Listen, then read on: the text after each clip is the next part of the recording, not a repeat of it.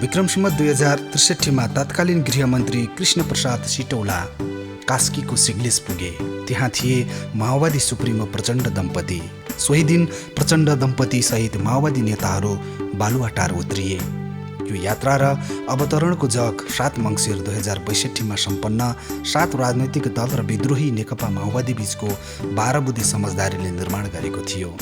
सिग्लेसबाट काठमाडौँ उड्नु अघि माओवादी नेता कार्यकर्ता लाइनमा उभिएर प्रचण्ड लगायत माओवादी नेतृत्वलाई बिदाई गर्दै थिए। सबैसँग हात मिलाउँदै बिदा भइरहँदा प्रचण्डले सेल्टरमा केही कुरा बिर्सिएछन्, मैले एउटा सामान बिर्सिएछु, लिएर आउँछु है। प्रचण्डले भनिरहँदा एक महिलाले भनिन्, यो बिर्सने बानी कहिल्यै नजाने भयो है, यो बानीले दुःख पाउनुहुन्छ। देशको राजनीतिमा उथल पुथल ल्याउने युद्धको नेतृत्व गरिरहेका सुप्रिमोलाई यसरी सचेत गराउने ती महिला थिइन् सीता दाहाल। त्यसो त पार्टीभित्र सङ्कट चुलिएको बेला उनी पार्टीका शीर्ष नेताहरूलाई पार्टी विभाजन नगर्न चेतावनी समेत दिन्थिन्। विक्रम सम्वत 2061 भदौमा रोल्पामा सम्पन्न फुन्टीबाङ बैठक अघि सीता दाहाल उपचारको क्रममा भारत थिइन्। उक्त बैठकपछि माओवादी विवाद उत्कर्षमा पुग्दै विभाजन उन्मुख बन्यो।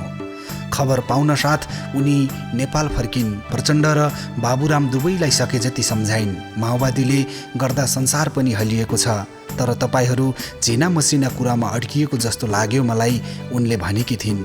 तपाईँ बाबुरामको पनि गल्ती छ, उहाँ प्रचण्डले पनि थोरै कमजोरी गर्नुभएको छ। चुनमाङ बैठकमा पनि सहभागी उनले प्रचण्ड बाबुरामलाई नै भनिन्, यत्रो जनताको रगत बगिसकेको छ, तपाईहरूको के हो यस्तो ताल, यस्तो गर्न पाउनुहुन्न, यस्तै गर्ने हो भने त तपाईहरूलाई जनता र विदेशी मित्रहरूले पनि छाड्दैनन्। एक गृहिणीबाट भूमिगत राजनीतिमा सक्रिय सहभागी भएर पार्टी सदस्य हुँदै केन्द्रीय सदस्य र सल्लाहकारको भूमिकामा पुगेकी सीताले आवश्यक परेका बेला कुन तहको सल्लाह दिन्थिन् भन्ने बुझाउने यो एउटा उदाहरण हो। यस्तै भूमिकाले पार्टीभित्र उनलाई पहिलो पुस्तामा अधिकांशले भाउजू र दोस्रो तेस्रो पुस्ताका नेताले आमा भनेर सम्बोधन गर्थे। पार्टी पङ्क्तिभित्र सीता आमाको पहिचान बनाएकी प्रधानमन्त्री पुष्पकमल दाहाल प्रचण्डकी पत्नी सीताको हिजो निधन भयो। चिकित्सकका अनुसार हृदयघातबाट बितिन्। बाहिरबाट हेर्दा उनी रोगले बितिन्, तर रोग जन्माउने विभिन्न घटनाको लामो र कष्टपूर्ण उनले बाँचेको जीवन अत्यास लाग्दो छ। पढे लेखेका दाहालसँग मागी विवाह। सीताको माइती दाहालको भन्दा सम्पन्न थियो। बिहेका लागि धेरै ठाउँबाट प्रस्ताव आइरहेका थिए, तर लेखपढ गरेको केटोसँग बिहे गरिदिए छोरीले सुख पाउली भनेर सीताका आफन्तले दाहालसँग बिहे गरिदिए। विवाह अघि सीताले दाहाललाई चिनेकी पनि थिएनन्। उनले जनयुद्धका नायक पुस्तकमा दिएको एक अन्तर्वार्तामा विवाहबारे भनेकी छन्, मलाई माग्न त धेरै ठाउँबाट आएका थिए, तर मेरो आमाले उहाँलाई नै विवाह गरिदिनुपर्छ भनेर जोड गरेपछि हाम्रो विवाह भएको हो। अगाडि सीताले भनेकी छन्, हाम्रो विवाह भएको लामो समयपछि मात्रै बोलचाल भयो। उहाँ पनि केटाकेटीमा लाज मान्ने, म पनि झन् महिला। विवाह हुँदा प्रचण्ड केवल 15 वर्षका थिए भने सीता पनि झन्डै 6 महिनाले जेठी। बिहेपछि केटाकेटीदेखि नै सँगै जन्मेको हुर्केको जस्तो भयो। सानैमा विवाह भएकोले हामीहरू साथी र दिदीभाइ जस्तो थियौँ। बिहे हुँदा प्रचण्ड 10 कक्षामा पढ्दै थिए। सीताले एक आमाले जसरी यो गर्नुहोस् त्यो गर्नुहोस् भन्न थालिन्। 15 वर्षको उमेरमा सीता 10-12 जना सदस्य रहेको परिवारको बुहारी बनिन्। भाँडा माझ्ने काममा र चुलोमा म एक्लै पर्दथे। जब सुत्ने बेला हुन्थ्यो अनि म सोच्थेँ, उठेर दैलो पोत्न सकिन भने के गर्ने, असाध्यै कष्टसाध्य जीवन बाँचेर हुर्केर आएकी महिला हुँ, उनले अन्तर्वार्तामा भनेकी थिइन्। बिहेपछि प्रचण्ड अधिकांश समय परिवारसँग रहेनन्। सुरुमा काठमाडौँ पढ्न गए, पछि गोर्खाको आरुघाटमा 2.5 वर्ष जति बिताए। त्यति बेलासम्म परिवार राम्रै चलेको थियो। जब उनी पूर्णकालीन भए, परिवारको बोझ सीताको काँधमा थपियो। संयुक्त परिवारमा छुट्टा भिन्न सुरु भयो। सीताका सुरुवाती 5 वर्ष निकै कसपूर्ण बिते। पञ्चायती प्रशासनले घर खानतलासी गरिरहन्थ्यो। आम्दानीको स्रोत थिएन। श्रीमान पार्टीमा पूर्णकालीन भए साना साना सन्तान हुर्काउँदै घर गृहिणी चलाउनु पर्थ्यो। पितृसत्तात्मक समाजमा बुहारीले भोग्ने शारीरिक कष्ट त छँदै थियो। लगातार 3 छोरी जन्माएपछि छोरा जन्माउन नसकेको आमाको भूमिकामा पनि उनले मानसिक रूपमा फरक व्यवहार भोगेकी थिइन्। 2038 सालमा प्रकाश जन्मिए। प्रचण्ड भूमिगत हुँदा प्रकाश केवल 5 महिनाका थिए। उनले माइतबाट एउटा भैँसी ल्याइन्। घरमा अंशबन्डा गर्दा 2वटा भैँसी पाइन्। वस्तुभाउसँगै उनले खेतीपाती र बालबच्चा सम्हालिन्। त्यति बेला पार्टीका नेता थिए मोहन विक्रम सिंह।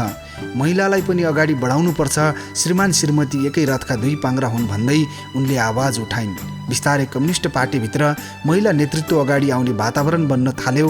तर उनले प्रचण्डलाई सघाउन आफूलाई घरमै सीमित गरिन्। भूमिगत र राजनीति। लामो सङ्घर्षपछि विक्रम सम्वत 2046मा प्रजातन्त्र पुनर्स्थापना भयो। पञ्चायती दमनका दिन सकिए। सीता दाहाल 4 सन्तानसहित भरतपुरबाट काठमाडौँ डेरा सरिन्। पार्टीभित्र सशस्त्र जनयुद्धको लागि परिस्थिति परिपक्व छ छैन भनेर विवाद थियो। अन्ततः प्रचण्डको नेतृत्वमा नेकपा माओवादीले जनयुद्ध घोषणा गर्यो। सीताको जीवनमा अर्को घुम्ती सुरु भयो। युद्धको नेतृत्वसँगै परिवारको व्यवस्थापन पनि चुनौतीपूर्ण नै थियो। दाहाल दम्पतिले 2 छोरीको विवाह एकसाथ भारतबाटै गरिदिए। जनयुद्धकालमा कहिले भारत कहिले नेपालको बसाइ चलिरहेको थियो। विक्रम सम्वत 2060 चैत्रमा तत्कालीन नेकपा माओवादीका स्थायी समिति सदस्य तथा पूर्वी कमान्ड इन्चार्ज मोहन वैद्य किरण भारतीय प्रहरीद्वारा सिलिगुडीमा गिरफ्तार भएपछि प्रचण्डको परिवार पनि भारतबाट रोल्पा सर्यो। युद्धको जोखिमका बीच तत्कालीन माओवादीको आधार क्षेत्रमा उनीहरू एकसाथ रहे। त्यो समय हरेक दिन अप्रिय खबर सुन्नु त सामान्य जस्तै थियो। विभिन्न उतार चढाव पार गरेपछि युद्ध शान्तिपूर्ण राजनीतितिर अगाडि बढ्यो। 2 पटकसम्म पति प्रधानमन्त्री बन्दा लामो हात र चर्को मुख गरेको आरोप खेप्नु परेन। बालुवाटार पुगेपछि हुर्कने राजसी ठाँटबाट र घमण्डले उनलाई कहिले शासन गर्न सकेन। देशमा भइरहेका राजनीतिक उथलपुथलको प्रतिबिम्ब पार्टीभित्र पर्थ्यो। नेताहरूबीच विवाद र हरेक राजनीतिक उथलपुथलको केन्द्रमा रहने राजनीतिक निहाल्ने अवसर पाइन् उनले। प्रधानमन्त्री पत्नीका रूपमा उनी विश्वका शक्तिशाली राजनीतिक नेतृत्वसँग भेटघाट गर्ने अवसर पाइन्। राष्ट्रिय राजनीतिका अनेकौं महत्त्वपूर्ण घटनाको साक्षी बनिन्। तर सीता आफूले देखेको भोगेको राजनीतिका रोचक घटनाबारे संसारलाई बताउन नपाउँदै अस्ताएकी छिन्। युद्धको बेला भारत हुँदै रोल्पा रुकुमका भूगोलमा सीताले प्रचण्डलाई जोगाउन महत्त्वपूर्ण भूमिका खेलिरहेकी थिइन्।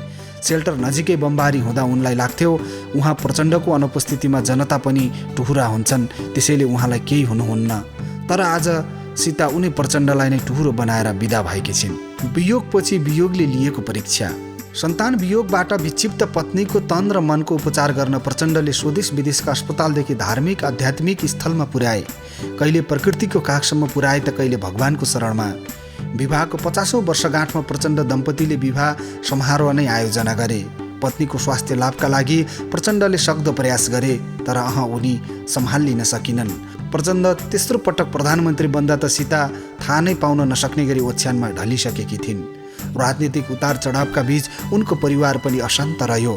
जेठी छोरी ज्ञानुको क्यान्सरबाट कष्टप्रद मृत्युले घाइते बन्दासम्म उनी सम्हालिएकी थिइन्। तर छोरा प्रकाशको प्रेम विवाहको श्रृङ्खला हुँदै मृत्युसम्म आइपुग्दा उनी ओछ्यानमा नै परिन्। छोरीपछि छोरा गुमाउनुको पीडाले थैलिएकी आमा अब कहिल्यै नउठ्ने गरी विदा भएकी छिन्। दर्शकबिन, हामीले प्रस्तुत गरेको यो सामग्री कस्तो लाग्यो? जस्तो लाग्यो कृपया उस्तै सुझाव सल्लाह र प्रतिक्रिया हाम्रो कमेन्ट बक्समा लेख्नुहोला। मन परे हाम्रो यो भिडियोलाई लाइक, कमेन्ट र सेयर पनि गरिदिनुहोला।